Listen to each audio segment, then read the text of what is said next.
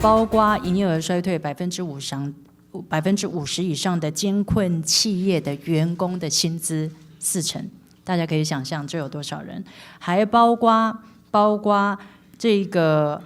中低收入户每个月要加发1500，也包括补助各类艺文事业跟自然人减轻营运冲击，还就是包括这个人员的薪资、人才的培育，或是自营业者没有一定雇主的劳工的生活补贴，每月有1万元。所以它的种类分类其实非常的多，所以这个是300万人计算的基础跟由来。那我们当然还是要再一次的强调一次，我们是有发现金，总计就像院长在财视所说的超过1000亿，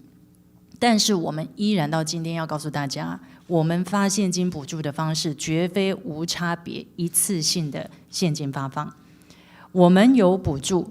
我们要把钱花在刀口上，帮助需要的人。所以关键就在于立法院如果可以尽速的通过特别条例的修正，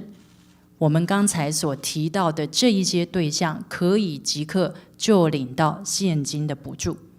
我们就可以马上帮助需要的人，经济弱势者就包括刚才我所说的艰困企业的员工、自营业者、中低收入户等等，而且强调手续一定会简便，因为院长不断的强调我们要很快。那越经济弱势者受到的冲击是越大的，所以我们要再次的恳请立法院朝野各党团要共同的团结合作，